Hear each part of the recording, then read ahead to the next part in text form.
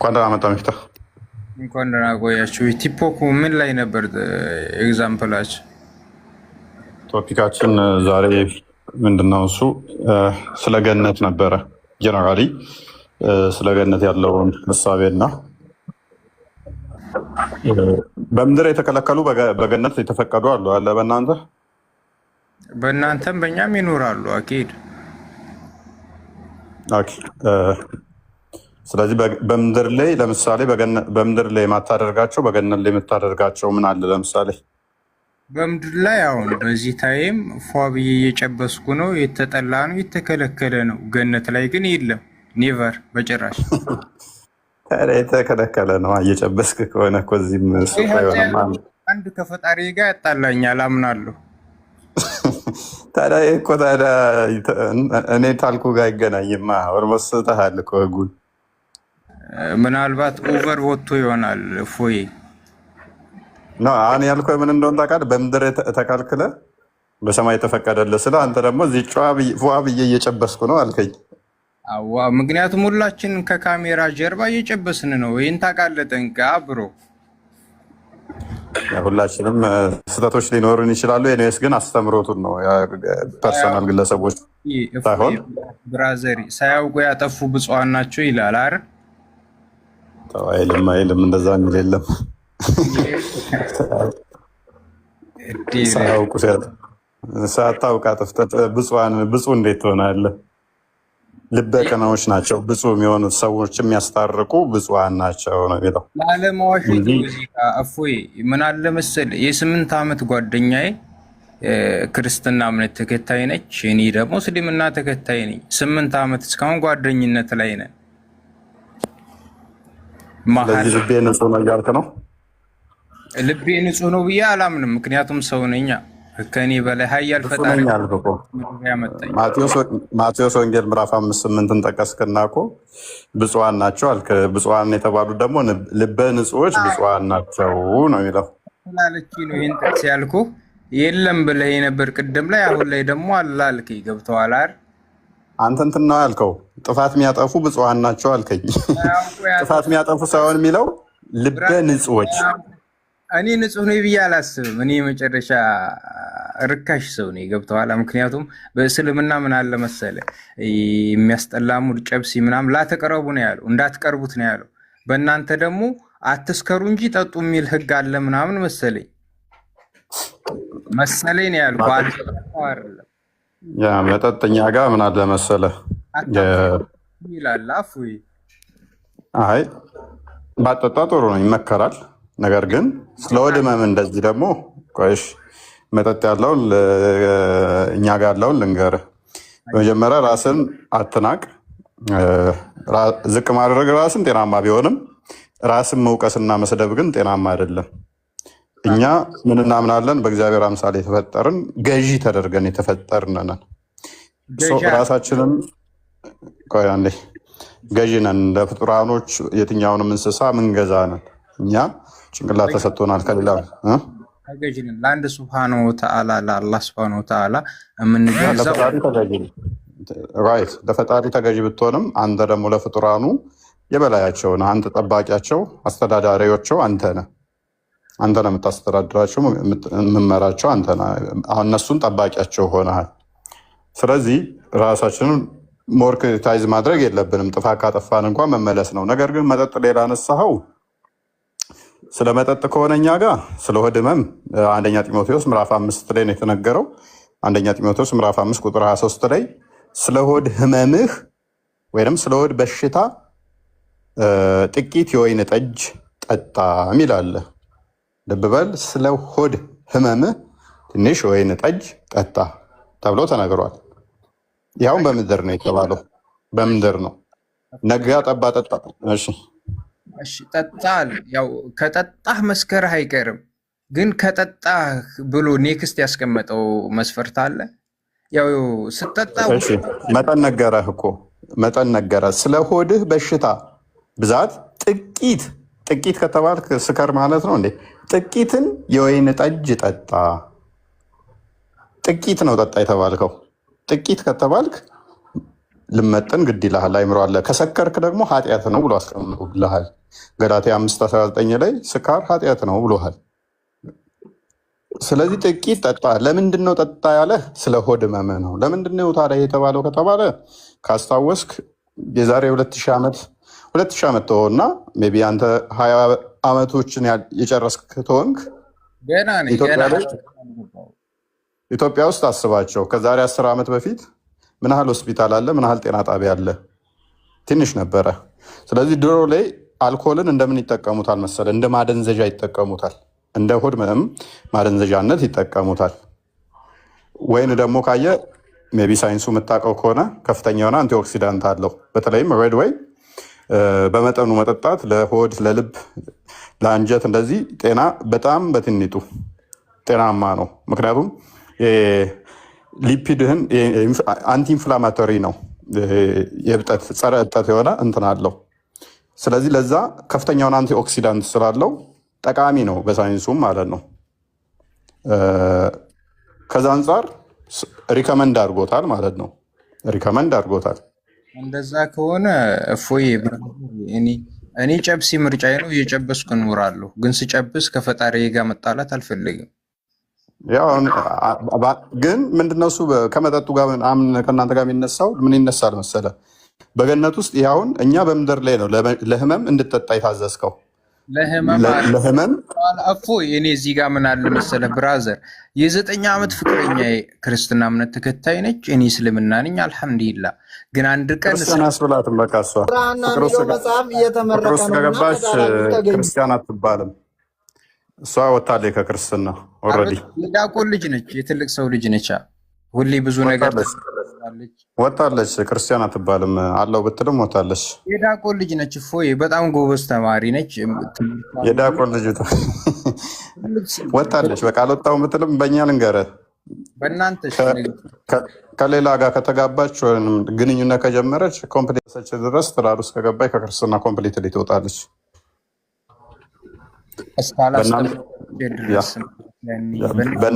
በእናንተም ደግሞ እሷ ሙስሊም ብትሆን ለምሳሌ ብትሞት እንኳን እንደው ሙስሊም ነኝ ባሌ ክርስቲያን ነው ብትል ብትሞት እንኳን መስጊድ መቀበር የለባትም የሚል ሁሉ ፈተዋል።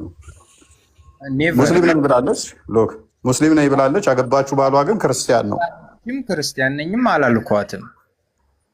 ዋሽታታል፣ ዲሲቭ አድርጋታል። በዚህ አንተ ክርስቲያን ነህ ብላ ነው እያሰበ ያለው። ሙስሊም ነኝ ሚፍታህ ነኝ፣ እሷ ደግሞ ማዕዚ ነች። ገብቶሃል አይደል?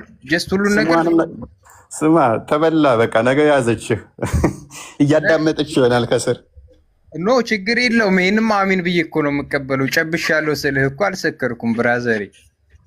እሺ ኤኒዌይስ በገነት ውስጥ ጨብሴ እንዳለ ታውቃለህ? እስልምናው በእስልምና መጭራሽ የለም። ባሳየስ አሳየኛ። በደስታ ፎያችን መጽሐፉን ግዛና አንብብና እንግዲህ ባሳየስ አስበል ብራዘር። ባሳይ ምን ትላለህ? አይ አም ሃፒ። ኦኬ አንድ ክርስቲያን ልከፍትልን ትችላለህ? ኦኬ እችላለሁ። እሺ ሱራ 76 ቁጥር 16 ላይ ኦኬ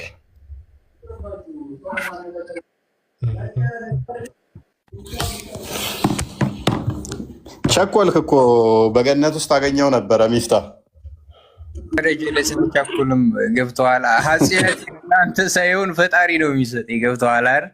ለእያንዳንዷ ንግግሬ ዋጋ ልከፍል እችላለሁ ነገ ላይ።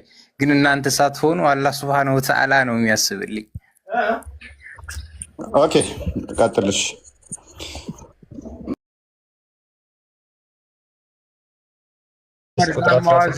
የሆነች ጠጅ ይሰጣቸዋል።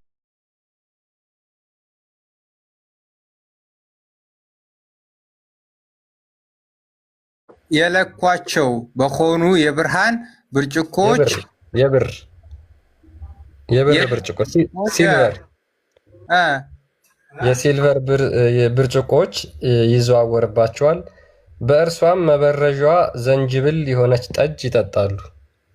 እንግዲህ በእኛ እምነት ዝንጅብል መድኃኒት እንጂ ጠጅ ወይ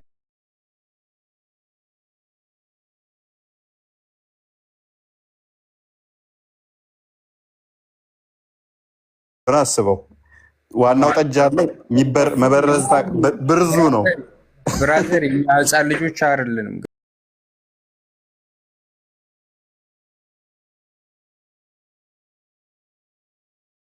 ዝንጅብል የምጠጡት እኔ በዛ እኔ እኮ ኃጢአተኛ ነኝ እያልኩ ነው። እንደ ሙስሊም እኮ መጠጥ እኮ እንደናንተ ለመድኃኒት ወይም ለእንትን እንኳ አይፈቀድም በኛ ጀለሲ ገብተዋል አይደል?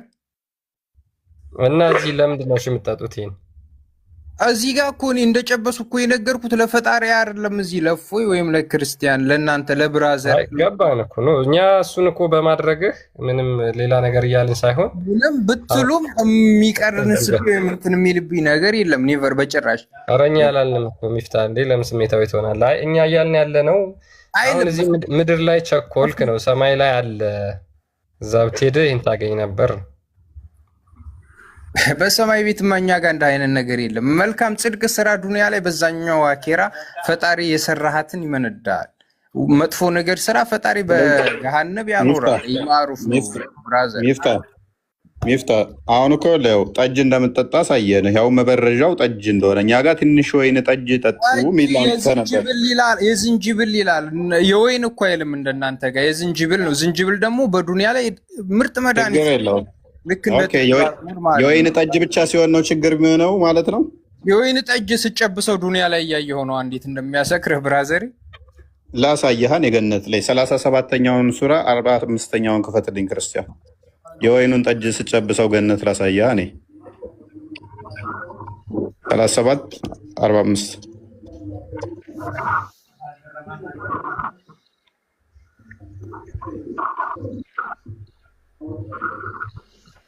አንበባው እስቲ ከሚያመነጩ ወይን ጠጅ በዚያ ብርጭቆ በእነርሱ ላይ ይዞርባቸዋል። የት ነው የሚሰጣቸው? የምን ጠጅ የት እንደሚሰጣቸው አላውቅም። እዚህ ጋር 4 ነጥብ አድርጎ ዘግቶታል። ገብተዋል። ለዚህ አቅሙም ፓወሩ ለእናንተ ማለት ነው። ብራዘር ኃጢአት እንዳታስገባኝ። ይሄን ተፍሲር ለመስጠት አቅሙ ምኑም የለኝም። 43 ጀምርልኝና 43 ጀምራ አንብበው። ብዙ አሉ አስገቧቸው። ቆይ ከ43 ጀምሮ ላንብብልህ። በድሎት ገነት ውስጥ የት ገነት ውስጥ ፊት ለፊት የሚተያዩ ሲሆን በአልጋዎች ላይ ይንፈላሰሳሉ። በገነት ውስጥ በአልጋ ላይ ፊት ለፊት የሚንፈላሰሱ ቸከሶች አሉ። ገነት ውስጥ ማለት ነው። ራይት ከሚመነጭ ወይን ጠጅ በያዘ ብርጭቆ በነሱ ላይ ይዞርባቸዋል። ምን ወይን ጠጅ የያዘ ከፈሩ ነጭ ለጠጮች ጣፋጭ ከሆነ ጣፋጭ ጠጅ ማን ያጣጣመው? እና ሚፍታ ወይን ጠጅ እንዴት እንደሚያደርግ እዚህ ምድር ላይ ስላየሁት የዝንጅብሉ ጠጅ ችግር የለውም አልክ። የወይን ጠጁ ግን ከባድ ነው አልክ። የወይን ጠጅም ትጠጣለህ ገነት ሚፍቶሾ እፎይ ያው በገነት ትጠጣዋለህ። እንዴት ታየዋለህ? ለዚህ መልስ እነ ኢብሮን እነ ሁሴን ብዙ መምህሮች አሉ፣ እነሱ ይመልሱላቸዋል። እኔ አንድ ተራ ተማሪ ነኝ። ገብተዋል። አቅሙም ፓወሩም የለኝ። ስለዚህ ለመናገር ብራዘሪ እንዳይደብራችሁ። እኔ አልሐምዱሊላህ ላኩል ያህል በእምነቴ ያጽናኝ። ገብተዋል። እቺኳ ፈተና ስለሆነችብኝ ስለሷ ልጠይቃችሁ ነበር። አገባቢ ሌላ ምዕራፍ አስገባችሁኝ። በእናንተ እንዴት ይታያል? አንድ ቺክ ከሙስሊም ጋር የሆነ ጓደኝነት ብታደርግ እንዴት ይታያል? በክርስትና ጓደኛ ኖርማል ጓደኛ መሆን ትችላላችሁ። በፍቅር ግን የፍቅር አይቻልም። እሷን ከእምነቱ ያስወጣታል። በእናንተ ጓደኛ መሆን አይችልም። ሎክ በእናንተ ጓደኛ ማድረግ ሱራ 5:51 ላይ ሱራ 3:28 ላይ ጓደኛ መሆን አትችልም። ምግብም ለአማኝ ሰው ላልሆነ ለክርስቲያኖች እንደዚህ ምግብ እንኳን መስጠት አትችልም። አይፈቀድልህም፣ ክልክል ነው። እፎይ ወንጌል በለው ምን በለው የማታወራል ጉድ የለም ከክርስትና። እኔም ከእስልምና ማቃቸውን እቀነጭፍላታለሁ። ጀስት እንዴት ነው የሚታየው ፍቅራችን? 9 ዓመት በፍቅር እየኖርን ነው። እሷ ክርስትና ነች፣ እኔ ሙስሊም ነኝ። ሌላ ግንኙነት አላረግም እስልምና ስለማይፈቅድልኝ። ሌላ ሴክሹዋሊ ምንም ግንኙነት የለንም እሷ ጋር። ግን እንዴት ይታያል በእናንተ? በቃ እንደ እህትና እንደ ወንድም መሆን ትችላላችሁ። እንደኛ ችግር የለውም። ከዛ ውጭ ግንኙነት ከጀመራችሁ ግን ኮምፕሊትሊ እሷን ከክርስትና ያስወጣታል። እሷን በእስልምና ግንኙነት እንድናረግ ስለማይፈቅድልኝ እኔ ኔቨር አላረግኩትም አላረገውም። ገብቶሃል? አንተማ አማኝ ከሆነ እኔስ ሌላ ቶፒክ ውስጥ አታስገባኝ። አሁን በቃ እና እንዴት ይታያል?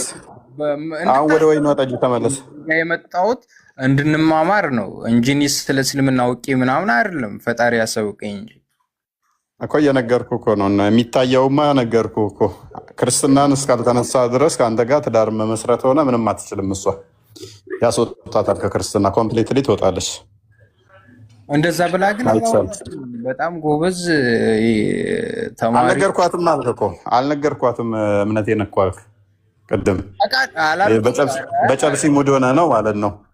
ኗር እናቲ ትሙት እስላም መሆኔን ታውቃለች፣ ክርስቲያን መሆኗን ታውቃለች። ገብቶሃል አይደል? ግን የዓለም የቲያትር መድረክ ናት። እፎይ የዓለም የቲያትር መድረክ ናት።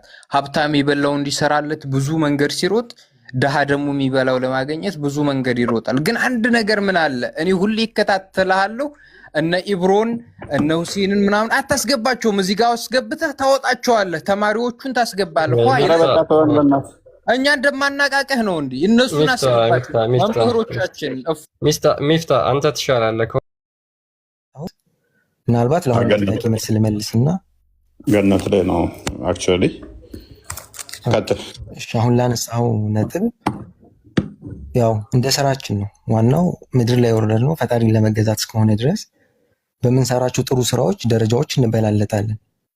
ለምሳሌ የአላህ ቃልን ቁርአንን በትክክል 30 ጁዙን በቃሉ የሐፈዘ 20 ጁዙን የሐፈዘ ከዛም በታች የቀራ ሌሎችን ኸይር ስራዎች በምንሰራቸው ደረጃና መጠን ጀነት ላይ ያለን ቦታ እርከን ይለያያል። ቅድም ላነሳው ደግሞ ያው ጀነቱል አዕላ የሚባለው ከፍተኛው ጀነት የሚባለው ጀነቱል ፊርዶስ ነው። ያ ጀነቱል ፊርዶስ ምንድነው? ከሱ በላይ ያለው አርሽ ነው። አርሽ ማለት የፈጣሪ ትልቁ ፍጡር ከዛ በላይ ያለው ፈጣሪ ነው ማለት ነው። እና ከፍተኛው ደረጃ የጀነት ምንጮች የሚመነጩበት የመጀመሪያው መሰረት ከፍተኛው ደረጃ ነው። ይሄ ጀነት ውስጥ ያለው ደረጃ ማለት ነው። ከፍተኛ ስራ ያላቸው እዛ አሉ። ከዛ እንደየስራችን ጀነት ላይ ገብቶ ደረጃዎች ይኖሯቸዋል ማለት ነው። ኦኬ፣ በደረጃዎች ውስጥ ምንድነው እሱ ደረጃውን? አሁን ለምሳሌ ቦታው ልዩነት አለው አይደለ? ቦታው ተለያይቷል። ቦታው ዘሴም 7 ሰማይ እንዳለ ሁሉ እንደተነባበረው ደረጃዎች ስቴፕ አሉት። የመጨረሻው ትልቁ ከፍተኛው ደረጃ ጀነቱል ፊርዶስ የሚባለው ነው። ከፍተኛው ደረጃ የመጨረሻው ደረጃ ማለት ነው። ስለዚህ ለየብቻ የምትሆኑት አለ። እሱ ምንም ጥያቄ የለውም። ለየብቻ ነው የምንሆነው። ኦኬ፣ ስለዚህ ያን ደረጃ ከፍ እንዲያደርግ ያደረገው ምንድን ነው? እሱ ምን ይዞ ነው አንዱ ከአንዱ ያበላለጠ? ዋናው ምድር ላይ የወረደንበት ዓላማ አላህን በብቸኝነት ልንገዛ፣ ያዘዘንን በትክክል ልንታዘዝ፣ የከለከለንን ልንከለከል ነው። ያዘዘንን ልንታዘዝ ስንል ግዴታ የሆኑ ትእዛዛቶች አሉት። ለምሳሌ ኖ እኔ ትእዛዛቶቹ አይደለም። በቃ አሁን ገነት ገብታችኋል፣ ገነት ነው ያለኸው ብለህ አስብ ራስህ።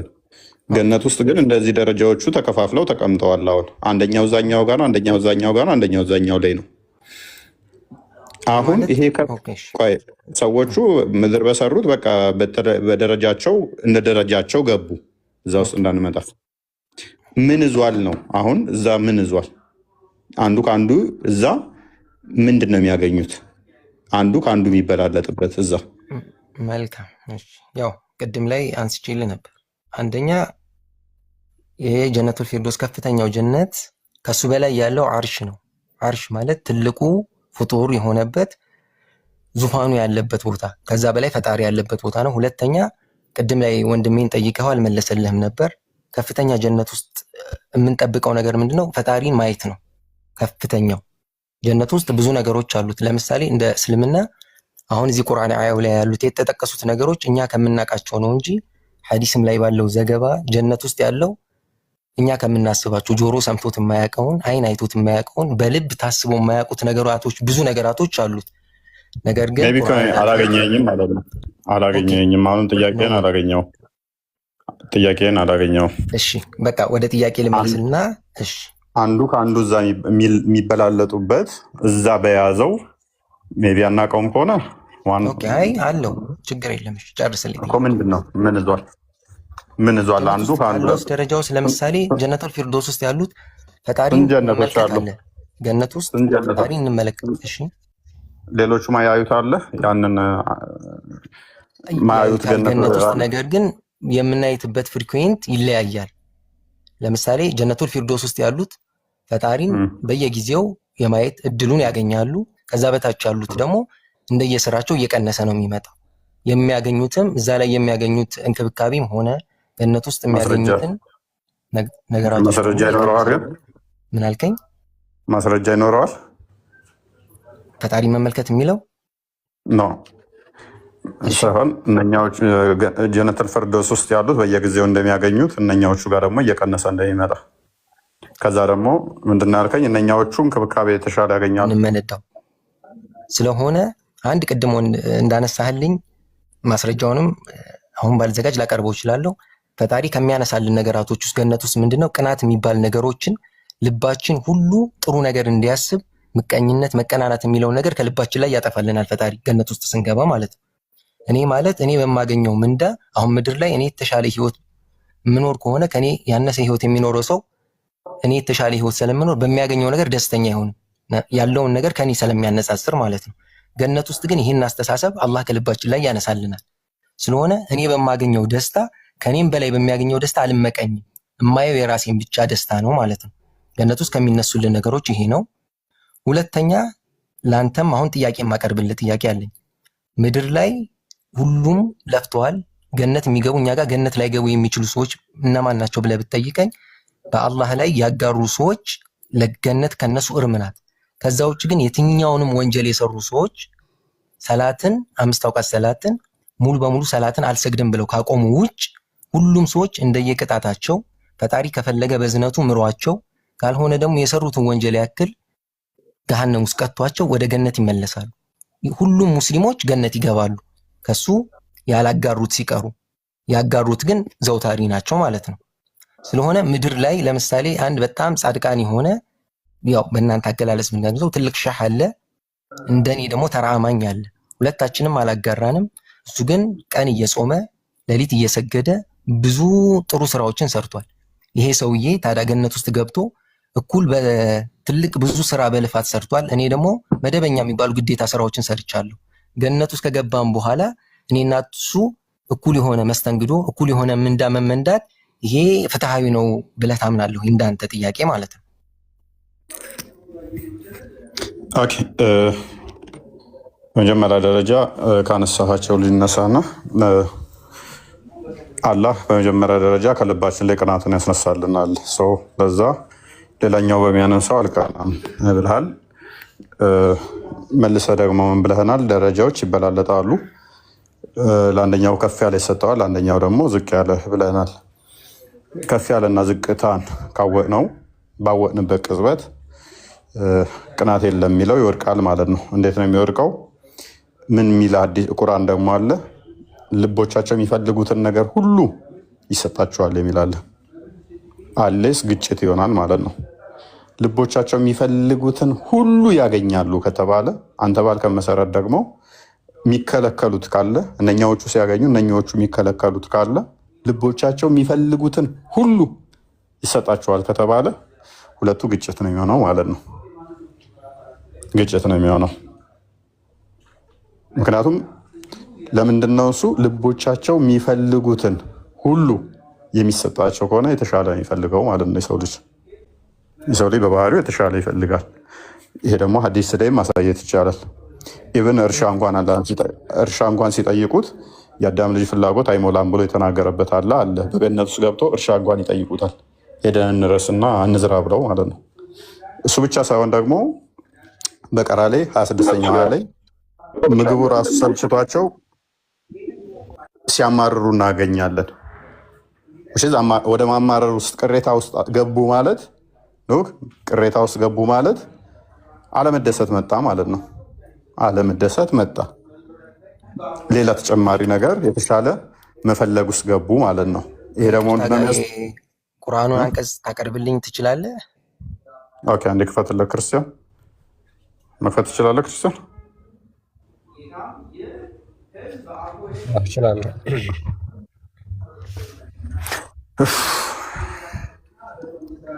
ብይታ አለው። ኦኬ አሁን ጥሩ ነው። እነዚያ ያመኑትና መልካሞችንም የሰሩትን ለነሱ ከስሮቻቸው ወንዞች የሚፈሱባቸው ገነት ያሏቸው መሆኑን አብስራቸው። እነዚህ ገነት ስለሚገቡ ሰዎች ነው። ገነት ስለሚገቡ ሰዎች ከእርሱ ምን ውሃዎች ስለሚፈሱላቸው ሰዎች አብስራቸው። ከእርሷ ከፍሬ አይነት ሲሳይን በተመገቡ ቁጥር ፍሬዎቿ ስለሚመሳሰሉ ይህ ከአሁን በፊት የተመገብነው ነው ይላሉ። ምን ይላሉ? እየተደሰቱ ነው? ቅሬታ እያቀረቡ ነው? እዚህ ጋር ጥሩ ያው ሱረቱል በቅራ ላይ ነው። ሜቢ ተፍሲሩን ገብተህ አላነበብክ ይሆናል እንጂ ምንድነው የሚለው እዚህ ላይ ወኡቱ ቢሂ ሙተሻቢሃ ይላል።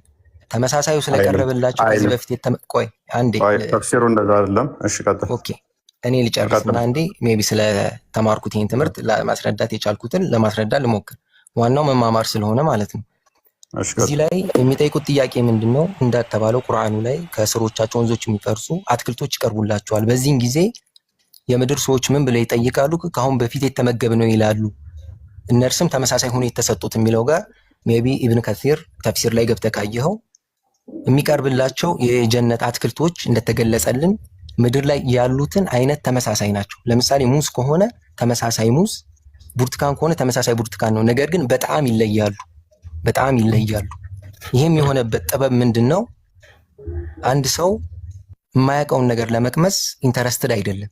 ለምሳሌ እኔ የማላውቀውን ፍሬ ቢቀርብልኝ ያንን ነገር ለመቅመስ ይጣፍጥ ይሁን ከዚህ በፊት ይመር ስለማላውቀው ለዛ ነገር ጉጉት የለኝም። ነገር ግን የማውቀውን አይነት ምግብ ቀርቦልኝ ጣዕሙ የተለየ ነገር መሆኑን ካወቅ ያንን ነገር ስለማውቀው ከዚህ በፊት ስለማውቀው ምን አይነት ጣዕም ይኖረዋል ብዬ ለመሞከር እጓጓለሁ። እና እዚህ ላይ የገነት ሰዎች ይህን ጥያቄ ያቀረቡት ምንድነው? ምድር ላይ በመልክ የሚያውቋቸውን አትክልቶች ነው የቀረቡላቸው ገነት ላይ። በዚህን ጊዜ ምድር ላይ እነዚህን አትክልቶች እናውቃቸዋለን ብለው ይጠይቃሉ። እሺ እናመሰግናለን። የመሰልቸት ለመፈለግ አይደለም። እንደዛም ከሆነም አመሰግናለሁ። እኔ እስማማለሁ። እንደዛም ከሆነ ምድር ስበላው የኖርኩትን ለመብላት ገነት ላይ ተስፋ አላደርግም። እኔ ፐርሰናሊ ብጠይቀኝ ምድር ላይ ሙዝና ብርቱካን እንደ ልብስ አገኘ የነበረ ሰውዬ ገነት ውስጥ ሙዝና ብርቱካን ለማግኘት ብሎ ተስፋ የሚያደርግ አይኖርም ማለት ነው። እንደዛ ከሆነ ደግሞ ኖ እንዳነሳውልህ በመልክ ይመሳሰላሉ እንጂ በጣም የማይመሳሰሉ። አይ ቲንክ ከስር እየተቆራረጠ ነው መሰለኝ። እሰማለሁ እኔ ይሰማል። ኖርማል ነው። ፍሬ ቀጥል። የነሱ ይሆናል። ያ እንግዲህ ሙዝ ራሱ በየሀገሩ ይለያያል። አንዳንዱ ጣፋጭ አለ፣ አንዳንዱ ስለዚህም አለ። ስለዚህ ምድራዊ ያሉትን አንተው ባልከን ሎጂክን ብንስማማ እንኳን እነኝን ለማግኘት ተስፋ የሚያደርግ ከዛ ደግሞ ኦኬ ዳኛው ገነቶች ደግሞ ይህንኛው የሚያንስባቸው ታችኛው ገነቶች ጋር በሰፋፊ ሳህን በብዛት የሚሰጣቸው ከዛ ይህን የምታበላልጠውና በእንደዚህ ደረጃ የምትሰጠው ከሆነ ይሄ በራሱ ምንድነው? እሱ ምድራዊ የሆነ ስርዓት ነው። ኢተርናል የሆነ ደስታ አይደለም። ደስታ ጥገኝነትን የያዘው ምንድነው? ምግብ የሆነ ውሽዝ የሆነ ነገር ያስፈለገህ ማለት ነው። ደስተኛ ለመሆን ኢተርናል መሆን ስላልቻልክ የምትበላው ምግብ ቅድም የበላሁትን ይመስላል አይመስልም፣ ይጣፍጣል አይጣፍጥም በሚል ጥገኛ ሆንክ ማለት ነው። ኢቭን ጣዕም ራሱ እኮ ምንድነው? እሱ ኮንዲሽናል ነው። አጣጥመህ ሲመች ቅድም አንተ ራስ ባልከን ኦኬ ቅድም በወደዱት ምግብ ምድር ላይ ባዩት ነው አልክ። አሜሪካ ያለ ሰውና ኢትዮጵያ ውስጥ ያለ አታክልቶቹም እንትኖቹም የሚወዳቸው አበላሎቹ ሊለያዩ ይችላሉ። ስለዚህ ይህንኑ ስሜት ነው ዞ የሚሄደው እያልከን ነው አንተ። ይህንኑ ዞት ይጓዝና ምንም ቦዲው ግሎሪፋይድ አልሆነም፣ ስቲል የምድራዊ ስሜትን ነው ገና ዞ የሚጓዘው ማለት ነው። በዛው በምድራዊ ነገር በምድራዊ ምላሱ ቴስት ያደርገዋል። ከዛ በኋላስ ይሄንኛው እንዲህ ነው ይሄንኛው እንዲህ ነው እያለ ቀያቃቂር ያወጣል ማለት ነው። ይሄ ገነት እኮ አይደለም፣ የሆነ ሆቴል ነው የሚሆነው። የሆነ ሆቴል ቤት ነው የሚሆነው። ኦኬ ምናልባት ቅድም ላይ አላስተዋልኩ ይሆናል እንጂ ካልኩህ እነዚህ የተጠቀሱ ትልቅ ሐዲስ ሰምተህ ከሆነ ማስረጃ አለ። ገነት የምትባለው ረሱል በቃላቸው የነገሯት ከዚህ በፊት በጆሮአችሁ ሰምታችኋት የማታውቁ በአይናችሁ አይታችኋት የተኮረጀ ነው። ከመጽሐፍ ቅዱስ የተኮረጀ ነው። እሱ ከመጽሐፍ ቅዱስ የተኮረጀ ነው። ችግር የለም። አሁን ምን መሰለህ፣ አይ በአይን አይታችሁ ማታውቁት፣ በጆሮ ሰምታችሁ ማታውቁት፣ በልባችሁም ታስቦ ማያውቅ አለ የሚለው ቆይ አንዴ ከመጽሐፍ ቅዱስ የተወሰደ ነው። ሐዋርያ ቅዱስ ጳውሎስ የጻፈውን መሐመድ ስለሆን ነው። ጥቅሶቹን ከፍተን እናሳየ እንችላለን። ቃል በቃል ተኮርጆ ነው። ስቲል አልታየም እንዳትል ደግሞ የናንተው ታይቷል። ለምንድነው ታይቷል ምልህ መሰለ? አንደኛ ሁር ላይኖች እንዳሉ ተነግሮሃል። ሁለተኛ ሁር ላይኖች የሚዘፍኑት ተነግሮሃል። ሶስተኛ ምግብ እንዳለ ተነግሮሃል። አራተኛ መጠጥ እንዳለ ተነግሮሃል። አምስተኛ አላህ እዛ መጥቶ እንደምታየው ተነግሮሃል። ስድስተኛ በወርቅ ዕቃ እንደምበላ እንደምትጠጣ ተነግሮሃል። ሰባተኛ በትልልቅ የሳፋ ሳህን እንደምትበላ ተነግሮሃል። በየመንገዱ ላይ ደግሞ በየ60 ማይሉ መንገድ ሳይሆን በየ60 ማይሉ ጥጉ ላይ ደግሞ የቆሙ ሴቶች አሉ። ሄደህ የምትገናኛቸው እንዳሉ ተነግሮሃል። አልጋ ላይ ተሾምሮማሪ የሆኑ እንዳሉ ተነግሮሃል።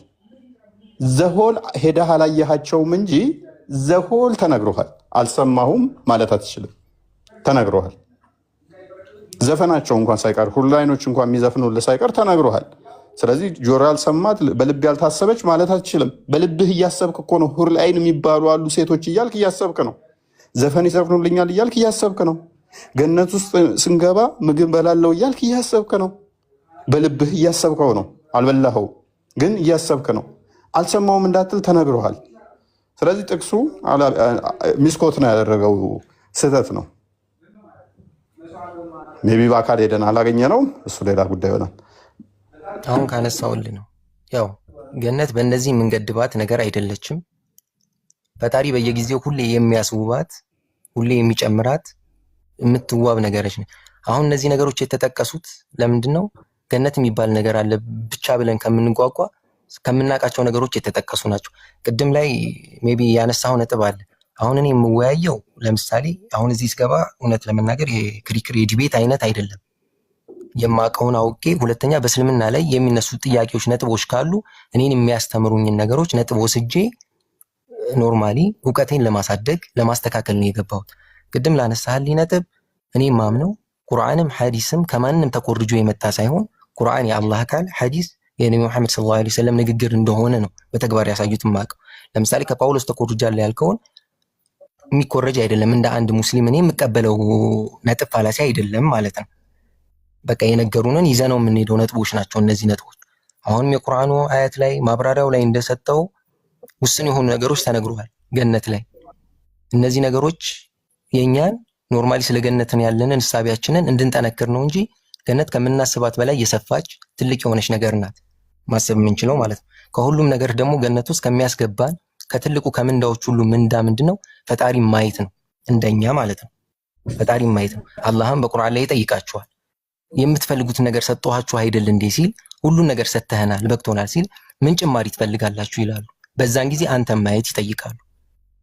እሱ እኮ ለሁሉም የተሰጠ ነው ወንድማችን። አሁን ምንድነው እሱ ኤኒዌይስ ተኮርጇል ላልከውን አልተኮረጀም ላልከው ሜቢ አንዴ ክፈትልን ክርስቲያን፣ አንደኛ ቆሮንቶስ ምዕራፍ 2 ቁጥር 9 አንዴ ክፈትልን። ሐዋርያ ቅዱስ ጳውሎስ ስለገን ምን ብሏል? ስለዚህ ጥቅስ እሱ ስላመጣው አይነ አላያት ጆሮ ያልሰማት በሰው ልብም ያልታሰበች ስለምትለዋ ጥቅስ ጀሜሰር ሚዲ ላይ ያለ እንደዚህ ብሎናል ቅዱስ ጳውሎስ አስቀድሞ። ቅዱስ ጳውሎስ እንግዲህ ከመሐመድ 600 ዓመት አስቀድሞ ያለ ነው። ከመሐመድ 600 ጆሮም ያልሰማቸው በሰውም ልብ ያልታሰበው እግዚአብሔር ለሚወዳቸው ያዘጋጀው ተብሎ እንደተጻፈ እንዲሁ እንናገራለንና ብሎ አስቀድሞ ሐዋርያ ቅዱስ ጳውሎስ በአንደኛ ቆሮንቶስ ላይ አስቀምጦልን ነበረ። ታዲያ ይህንን ጥቅስ በተመሳሳይ ሐዲስ ላይ እናገኘዋለን። ጀሚያተር ነው ሱናኒ በመጃ 43 28 ቼክ አድርገው። ሙሐመድ ከ600 ዓመት በኋላ መጥቶ ኮት ካደረገው በኋላ ነው አልተኮረጀም ማለት አይቻልም። 43 28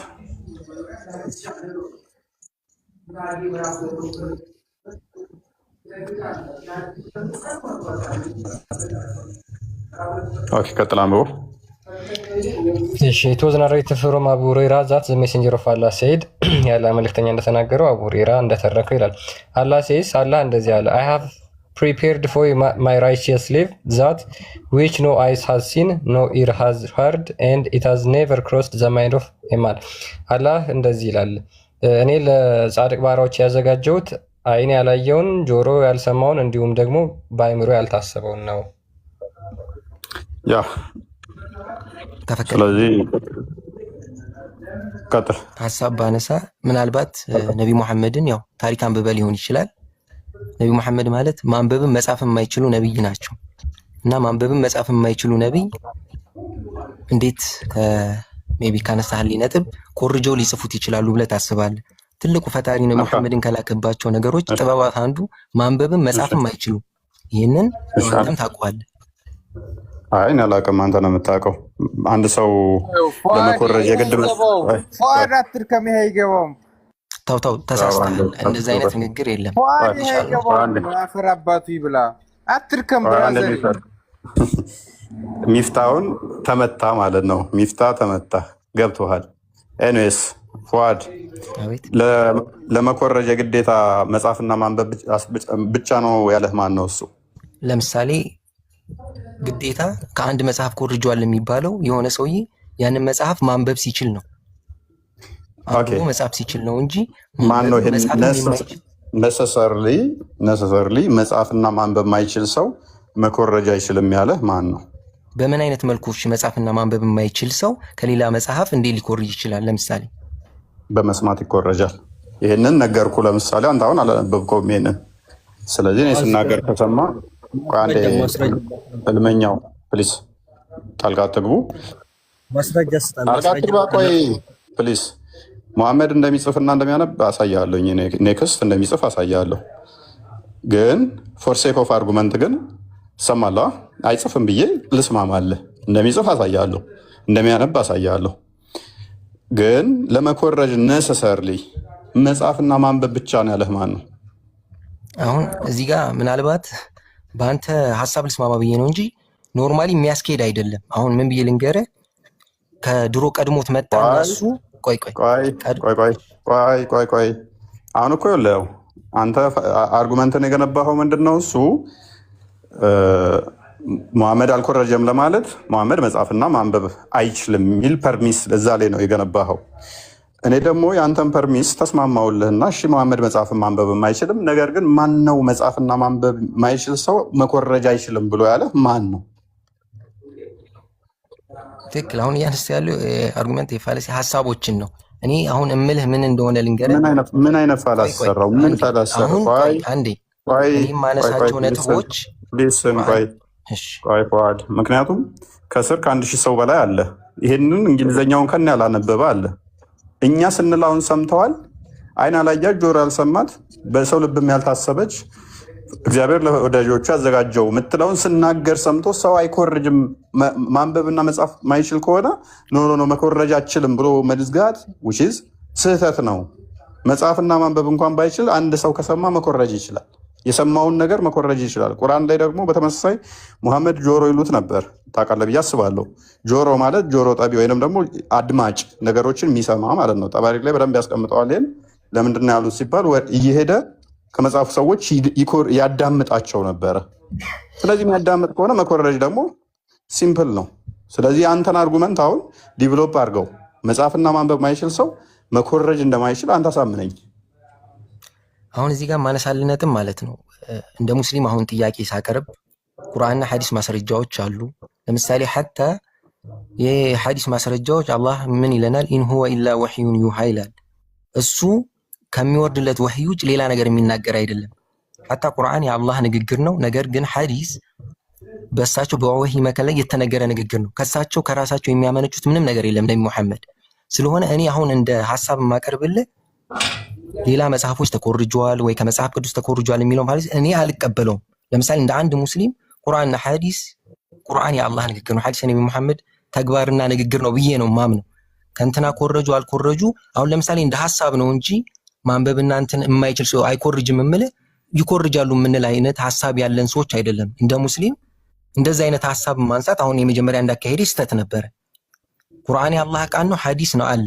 በእነዚህ ነገሮች እንደ አንድ ሙስሊም እናምናለን። በእነዚህ በቁርአንና በሐዲስ የማያምን ሰው የማያምን ሙስሊም ስለዚህ ፏድ ምንድነው እሱ አሁን ቀደም ያነሳው ነገር ስህተት ነው ማለት ነው። መጻፍና ማንበብ አይችልም ስለዚህ አይኮርጅም የሚለውን ነገር ጣልከው። አየህ አሁን ከዛ ደግሞ አርጉመንተን ወደ ምን ሽፍት አደረከው? እሱ ወይ እንጂ ከራሱ ከልብ ወለድ አይናገርም። ሱረቱ ነጅም ላይ ያለውን አመጣህና ከወይ እንጂ ከራሱ አይናገርም የሚለው ላይ ደግሞ እንደ አዲስ ገነባህ ማለት ነው አይደለ? አሁን ቅድም ፎይ እንዳነሳውልህ ምን አደረከው መሰለህ? እስቲል አሁንም ፐርሚስን ሽፍት አደረከውና ያኛውን ተውከው እንደማያዋጣ ስታቅ ወደዚህኛው መጣ። ምን ሙሐመድ ከራሱ አይናገርም ወይ እንጂ ወይም ደግሞ ሪቪሌሽን ነው እንጂ ከራሱ አይናገርም። ስለዚህ የተናገረው ነገር መገለጥ ነው፣ ኮርጆ ሊሆን አይችልም ወደሚል አመጣኸው ማለት ነው። ስቲል ይህንኛው ማያስኬድን ፉአድ ለምደው ማያስኬድ ይህንንም የተናገረው ስቲል ሙሐመድ ነው። ሙሐመድ እንደመናገሩ መጠን ደግሞ ከራሴ አልናገርም ራእይ እንጂ ብሎ ስላለ እሱን ታማኝ ልታደርገው አትችልም። ምክንያቱም ብዙ ሀዲሳቶች አሉ። ለምሳሌ አይሻ ምግብ ስጭኝ ሲል ራእይ ነው ልትለው ነው? አይሻን ሰንበዴን ሲሳደብ መገለጥ ነው ልትለው ነው? ኤኒዌይስ እሱን እንተወና ግን ከራሱ ምንም አይናገርም ከመገለጥ እንጂ ብሎ የተናገረውም ራሱ ሙሐመድ ስለሆነ ኮርጅሃል ሰንበዴ ሲለው ኖ እኔ ከራሴ አንዳች አልናገርም አላህ የነገረኝን ነው እንጂ ስላለ በምንድን ነው ማምነው ካለ የኮ ታማኝ እንዲሆን አያደርገውም። ራሱን ዲፌንድ የሚያደርግበት መንገድ ነው። ላለመኮረጁ ይሄ ጀስቲፋይ አያደርግልህም። ዝም በልና አስበው ፉአድ፣ ይሄ ላለመኮረጁ ማመን ትችላለህ፣ መፍትህ ነው አንተ። እኔን ግን ልታሳምነኝ አትችልም። እኔን አይደለም ክርስቲያኖችን በሙሉ ልታሳምን አትችልም። እናንተ ማመን መፍታችሁ ነው። ሙሐመድ አልኮረጀም ለሚለው መፍታችሁ አርጉመንታችሁ ምን ሰራችሁ? ከራሴ አልናገርም አላህ የነገረኝን ነው እንጂ ብሏል። ስለዚህ ሙሐመድ ከራሱ አይናገርም አላህ የነገረኝን ብቻ ነው ብሏል። ስለዚህ አልኮረጀም ብላችሁ እናንተ ማመን ትችላላችሁ። እኛ ግን ከሙሐመድ በፊት ቅዱስ ጳውሎስ እንደጻፈው አሳይተን ሙሐመድ ደግሞ ቀጥታ ከጳውሎስ ጋር ተመሳሳይ ያችን ቃል መናገሩን አሳይተን የተኮረጀ ነው ብለን እናምናለን። እናንተ ግን አይ ሙሐመድ ከራሴ አልናገርም ብሏል ብላችሁ ማመን መፍታችሁ ነው። ይሄ ለፍርዱን ለኦዲየንስ እንተዋለን። ሜይ ቢ ወደ ቶፒኩ ባክ አድርጉት። ቶፒኩ ላይ እንመለስና ሜይ ቢ ፉአድ አንድ ጥያቄ መጠየቅ የምፈልገው እኔ አንተን ሴትና ወንድ በገነት እኩል ነገር ነው የሚያገኙት፣ ደግሞ የሚሰጣቸው ሪዋርድ እኩል ነው ብለህ ታምናለህ? ምንም ጥያቄ የለውም። ሁለታችን እኩል ነው። ገነት ውስጥ ወንድ ሴት ስለተባለ ሳይሆን በምድርም ላይ በየትኛውም ቦታ ላይ በጾታችን ሳይሆን በሰራነው ጥሩ ስራና በምንሰራው መጥፎ ስራ ነው የምንዳኘው እንጂ እንትና ወንድ ስለሆነ እንትና ሴት ስለሆነ ተብሎ በምንም አድሏዊ ሂደት የለውም። በምንሰራው በጎ ስራና መጥፎ ስራ ብቻ ነው የምንዳኘው ፈጣሪ ፊት። ኦኬ፣ ስለዚህ ወንድና ሴት የሚያገኙት ሁሉ እኩል ነው ማለት ነው። ኦኬ፣ ሴቶች ወንድ ሁራ ላይን ያገኛሉ? ፉአድ ይቅርታ፣ አንድ ጀነት ስለ ጀነት ሚዩት አርግ አንተ። ቢሮ እናጥቀህ ነው ፎይ የመጣኸው እዚህ ተቤት የጠፋው። ቀጥል ፉአድ፣ በሉ እንደዚህ አትበጥብጡ እባካችሁ። አሁን ላነሳልኝ ነጥቦች ትክክል። ምናልባት የተሰጡ ፈትዋዎች ነበሩ። ከዚህ በፊትም የጠየቅነው ነበር። አሁን ለወንዶች ኹረል ዐይን ሴቶች አላቸው ለተባለው ለወንዶች አላቸው ለተባለው ለሴቶች በተመሳሳይ የሚል ጥያቄ ተሰጥቶ ከዚህ በፊት አስተምሮት ነበር። መከታተል ስላልቻልኩ አላወቅኩትም። ያው አሁን እዚህ የምቀርበው የማውቀውን ነገር ነው። በማላውቃቸው ነገሮች ከአስተምሮቱ ማነስ ከአስተምሮት መረጃ አንጻር ሳይሆን ከስምና ስጠት ጉድለት ሳይሆን ኖ አንዴ ችግር የለውም። ግን የፈለገ ፈትዋ ቢሰጥ የፈለገ ፈትዋ ቢሰጥ ልክ ወንዶች ሁለት ሚኒመሙ ሁለት ነው የሚሰጣችሁ ብላችሁ ታምናላችሁ? አብዛኞቹ ሊቃውንትም በመቶዎች የሚያደርሷቸው አሉ፣ በሺዎች የሚያደርሷቸው አሉ። ስንት ሆና ለጊዜው ግን ቢያንስ ሁለት ሁር አልአይን ይሰጠናል ብላችሁ ታምናላችሁ ወንዶች? የፈለገ በዚህ ጥያቄ ፈትዋ ብታነብ ወይም ብትጠይቅና ቢመለስልህ እኔ የጠየቅኩን ጥያቄ ጀስቲፋይ የሚያደርግ ሴቶች አዎ እነሱም ሁር አልአይን ይሰጣቸዋል ብሎ በተአምር አይመልሱልህም። አይ በቃ እሱ አንድ ይበቃታል ብሎ ራስን ሊያሳምን የሚችል መልስ አይነት ነገር የሚመስል ሊመልሱልህ ይችላሉ እንጂ አዎ ይሰጣታል ብለው እንትን አይሉም፣ አይመልሱም። እሺ ችግር የለውም። እንደዛ ከሆነ ሁር አልአይን አይሰጣትም በል ችግር የለውም ማለት አሁን ይሄኛው ራሱ ግልጽ ልዩነት ስለሆነ ማለት ነው፣ ግልጽ መድሎ ነው። እሺ ሴትስ ስንት ወንድ ነው የምታገባው? ኖርማል ምድር ላይ እያለች አይ ጀነት ምድር ላይ እናውቀዋለን። ምናልባት በዚህ ላይ እውቀቱ የለኝም። አሁን ለጠየቃቸው ጥያቄዎች እኔ በእውቀት ማነስ ምክንያት እውቀቱ የለኝም፣ ማብራሪያ ሊሰጥ አልችልም። ኦኬ ያ እንግዲህ ምንድን ነው ገነት ውስጥ እንግዲህ እኛ ጾታዊ መድሎና ጾታዊ አድሎ አለ ብለን አናስብም። እንደ ክርስትና በተለይ በፍጹም ወንድም ሴትም እኩል የእግዚአብሔርን ጸጋ በገነት እንደሚያገኙ መጽሐፍ ቅዱስ በደንብ ይናገራል። ወንዱ ይሄን ያገኛል፣ ሴቷ ይሄን ታገኛለች። ወንዱ እንደዚህ አይነት ሴቶችን ያገኛል፣ ሴቷ ግን አታገኝም ተብሎ አልተቀመጠም፣ ሊቀመጥም አይችልም። ሲጀመርኛ ስጋዊ ነገሮችን እዛ ሄደን እንደዚህ መብላት፣ መጠጣት፣ ሴክስ ምናምን እናደርጋለን ብለንም እንደዛም አይነት አስተምሮ ስለሌለ ማለት ነው። ምክንያቱም መጽሐፍ ቅዱስ እንደሚነግረን የእግዚአብሔር መንግስት በመንፈስ ቅዱስ ያለ ደስታ ነው እንጂ በስጋ የምናገኘው ደስታ አይደለም። ምግብ፣ መጠጥ ምናምን ነገር አይደለም ብሎ ይናገራል። ስለዚህ እናንተ ጋር ሴቷ እንደዚህ ታገኛለች፣ ወንዱ እንደዚህ ያገኛል፣ ሴቷ ይሄን ትመገባለች፣ ወንዱ እንደዚህ ተብሎ ከተነገረ በግልጽ ይሄ የጾታዊ መድሎ አለ ማለት ነው በገነት።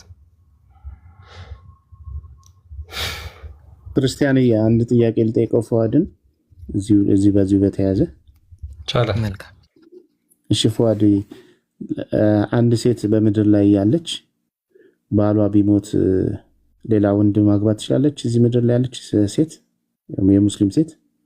አዎ 40 ቀን የሚባል አለ። ከ40 ቀን ካዘን በኋላ ያን ከጨረሰች በኋላ ሌላ ወንድ ማግባት ትችላለች። ለምሳሌ እንደማስረብ ገባኝ። በቃ መልሳልኛል ጥያቄ። ከዛ እሷ ስትሞት በሰማይ ለየትኛው ነው ሚስት የምትሆነው? ሁለት ባሎቿ ቢሞቱ ሰማይ ቤት ለየትኛው ነው ሚስት የምትሆነው? ያው እዚህ ላይ ምናልባት ቅድም ላነሳልህ የምችላቸው ጥያቄዎች ናቸው። የመጀመሪያ ዛሬ ለዚህ ቤት ስገባ ትናንት 1-2 ቀን ለመከታተል ሞክሬያለሁ። ትልቁ የኔ አሁን እነዚህ አይነት ውይይቶችን የመስማት ፍላጎቴ ኖርማሊ ዲቤሽኑን አብዛኛው እንደሚፈልገው ክርክሩን ለማወቅ ሳይሆን በእስልምና ላይ የሚነሱ ጥያቄዎችን እኔ ከማውቃቸው አንጻር እንደገና ለራሴ ለማጥናት ለማንበብ እንደገና ለመፈለግ ፈልጌ ነው። አሁን ወንድሜ ክርስቲያንም ካነሳቸው ነጥቦች አሁንም ቢኒ መጨረሻ ላይ ከጠየቀኝ ጥያቄዎች እኔ አላቃቸውም መልሶቹን ከኔ እውቀት ማነስ ማለት ነው። ድጋሚ ኡስታዞችን ጠይቄ ምናልባት ሌላ ጊዜ ከተመቸኝ በፕሮግራም የቻልኩትን ልናገር እችላለሁ። በጣም ጥሩ። እንግዲህ እሱን ጠይቀህ እንድትመጣ ምናልባት 2 ወንዶች ማግባት የምትችል ከሆነ እሱን መልስ ይዘህ እንድትመጣለን፣ ወይም ደግሞ በምርጫ ከሆነም መልስ ይዘህ እንድትመጣ እንጠይቃለን። ለምን በሰማይ ቤት መጋባት፣ መብላት፣ መጠጣት አለ ብላችሁ ስለምታምኑ እሱን እንግዲህ ጠይቀህ ይዘና አላውቅም ካልክ ችግር የለውም። እና ቅድም በተነሳው ላይ አንድ ነገር ብቻ ልናገር። እፎይም አነሳስቶታልና መሐመድን ጆሮ ይሉታል። እዛ ክፍል ላይ ሄደህ ስታነበው መሐመድን ጆሮ የሚሉትን አላህ አልተቃወሙም። የተቃወሙ ምንድነው? እሱ መልካም ጆሮ ነው ብሎ ነው ያለው። ስለዚህ መልካሙን ይሰማል ነው ያለው። ስለዚህ ቁርአን ራሱ አፌርም ያደርጋል፣ አይቃወምም። መሐመድ መልካም ነገሮችን ይሰማል፣ የራሱ ያደርጋል ማለት ነው። እና በዛ መልኩ ነው ያስቀመጠው ቁርአኑም ራሱ መሐመድ በመስማት እንደሚኮርጅ ቁርአን ራሱ አፌርም ያደርጋል። የመጽሐፍ ቅዱስ ታሪኮች ደግሞ ግልጽ የሆኑ የነ ሙሴ የነ ምናምን ቁርአን ላይ ስላሉ ማለት ነው፣ እነሱ በደንብ ስላሉ መሐመድ ከየት ነው ያገኘው የሚለው ምንም የሚያጠራጥር ነገር አይደለም። ታሪኮቹ አስቀድመው ከሱ በፊት ያሉ ታሪኮች ተደግሞ እሱ መጽሐፍ ላይ ከተገኙ መወሰዳቸው ከሆነ መጽሐፍ መወሰዳቸው ግልጽ ነው። ይሄ ብዙም ምርምር የሚያስፈልገው ስላልሆነ ማለት ነውና ቁርአንም ይሄም አፌርም ያደርጋል። ሄደህ ቼክ ማድረግ ትችላለህ። መልካም ጆሮ ነው ብሎ አላህ አፌርም ስላደረገው መልካሙን ይሰማል ነው፣ ክፉን አይሰማም ነው እንጂ መልካሙን ይሰማል ነው ብሎ የተናገረው አላህ ራሱ ማለት ነው። መልካም። ምናልባት እፎይም ከፈቀዳችሁልኝ 2 ደቂቃ ካለ አንድ መልእክት ባስተላልፍ ደስ ይለኛል። እውነት ለመናገር የምትሰሩትን ስራ ያው እንደ አማኝ ማህበረሰብ እንደሌላ የምቃወመው ነገር አይደለም። እኔ እውቀት ቢኖረኝ እንደ ኖርማሊ እንደ ጀነራል አሁን የምትሰሩትን ስራ ነው እየነገርኳችሁ ያለሁት። የትኛውም አማኝ እናንተ ዛሬ እስልምና ላይ ስተት አለ ብላችሁ ሌላ መጣራት የፈለጋችሁት እናንተ እውነተኛ መንገድ ላይ ስለሆናችሁ ብላችሁ ስለምታስቡ ነው። ወደ ትክክለኛው መንገድ ኑ እያላችሁ ነው። እኔም ባውቅ ኑሮ እውቀት ቢኖረኝ በተሻለ ሌሎችን አማኞችም ተመሳሳይ ወደ ትክክለኛው እምነት ኑ፣ ይሄ እምነት ስተት ነው ብዬ ልናገር እችላለሁ። ምናልባት 1-2 ዲቤሽኖች ብዙ ቦታዎች አገኝቻለሁ። እንደ ወንድማዊ ምክር የምሰጣችሁ የሚነሱትን ነጥብ እኔ ለምሳሌ እናንተ እስልምና ላይ የምታነሷቸውን ስህተቶች እንደ ስህተት ብታነሷቸው፣ እንደ ስህተት ማለት ይሄ ስህተት ነው ብላችሁ አስተምሮቱን ብቻ ብትሰጡ፣ አብዛኞቻችን እያየን ማህበረሰቡን ልክ ውስጥ የመጋባት የመገፋፋት አይነት ስሜት ውስጥ እየገባ ከዛ ርቆ ትክክለኛ አስተምሮቱ ስህተት የሆነውን አስተምሮት አሁን እንዳነሳችሁት ነጥብ ብታነሱ የትኛውም ሰው ተመርቶ የመምረጥ ጉዳይ ነው። ከዛ በኋላ እኔ ለምሳሌ እስልምናን ትንሽ ካወቅኩ በኋላ ከትንሽ ጊዜያት በኋላ ስለ ክርስትና ደግሞ ማንበብ ጀምራለሁ። ያን ጊዜ ነገሮችን አመዛዝኜ የማልቀበልበት የትኛውን እምነት ምክንያት የለም። ለምን? ፈጣሪ አእምሮን ሰጥቶኛል። እና የምትሰጡትን አስተምሮት ያው ከእንትን ለማለት አይደለም። ስህተቶችም ከተገኘ ስህተቱን ስህተት ነው ብለን ብናቀርብ ከዛ ያለፈ ነገሮችን ሌሎችን አማኞችን በማይጎዳ መልኩ ብናረግ የተሻለና ሰላማዊ የሆነ የመማማር ሁኔታ ይኖራል ብዬ ስለማስብ በዛ ሁኔታ ብትቀጥሉበት የሚል አስተያየት ነው። አመሰግናለሁ። እሺ ፉአድ እናመሰግናለን።